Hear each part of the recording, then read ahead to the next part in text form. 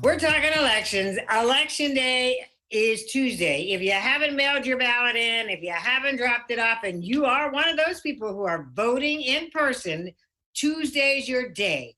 If you're one of those people who you're like, well, I'm not sure, I'm not feeling Joe, I'm not feeling Donald, I don't think I'm going to vote. That's where I want to pick it up, Esther, because so often we have these high bars. You know, we can put that bar down real low when it comes to a whole lot of things. But when it comes to choosing a candidate, if we don't have the perfect candidate, then we use that as an excuse not to vote. There's never a perfect candidate. There's never a perfect candidate, just like there are not perfect people. Mm-hmm. You have to look at your top 2 or 3 or 4, whatever many numbers of issues that you have. Mm-hmm. Pick the person that you believe is going to deliver on that, or pick the person that you believe you can influence a little bit more to deliver on that. Again, our fight has been for hundreds of years. It's going to continue, but each step that we can take is critically important. I am asking you, please, please, show love to your family, to your neighbors, to your friends. Vote. That's the gift you can give them. This is a democracy. Mm-hmm. People literally died for this democracy. Do your part. Vote. It's not going to hurt you.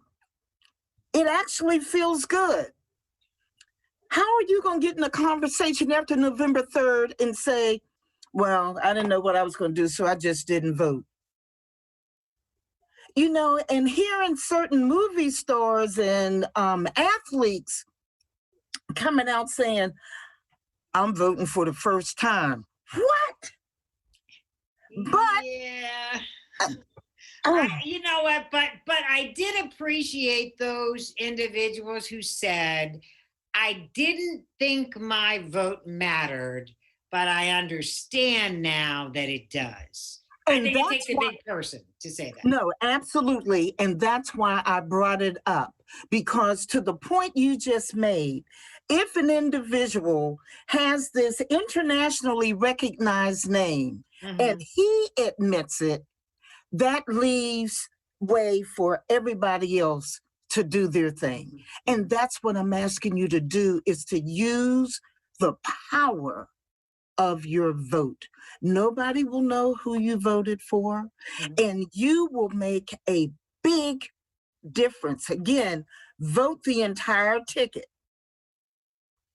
and make sure you go November 3rd face to face. I'm going to have a chair, a bottle of water, and some crackers. So you're voting in person. I'm voting in person. All right.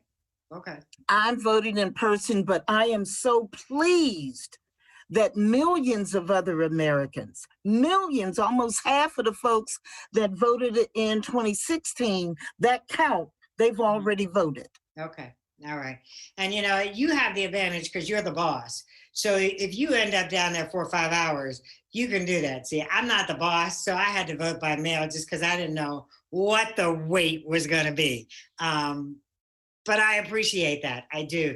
My other question before we run out of time here, Esther, is I'm thrilled to see all this energy about voting.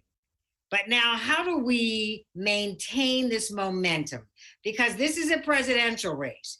2 years from now, it's not going to be that exciting, but we still need the same enthusiasm about voting. How do we keep that up here?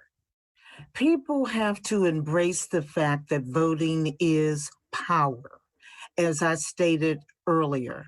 Whoever it is that gets into office on whatever level, we need to hold them accountable. And I'm not just saying it. I am saying, write, go and visit, explain your situation, explain to people why you need a law to be a certain way.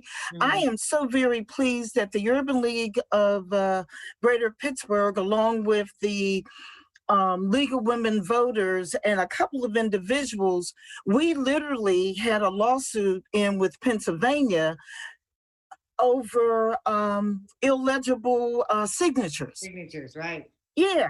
And so I'm glad that it was pulled because they said, okay, you can have it.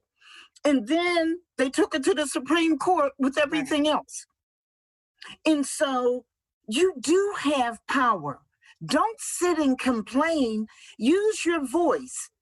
Be a mini John Lewis and stay in good trouble.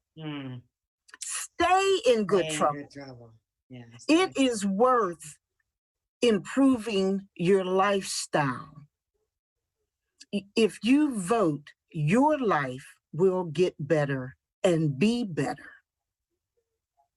Well, Esther Bush, I thank you for joining me today. I don't know how soon we're going to know the results of Tuesday's election, but I thank you for joining me. I hope that everyone gets out and votes, and I hope that things are peaceful and calm after Tuesday. Absolutely. Indeed. And thank you for having me and talking about this critically important topic. Absolutely. We'll take a break. We'll come back and wrap all this up in just a minute. Don't go away.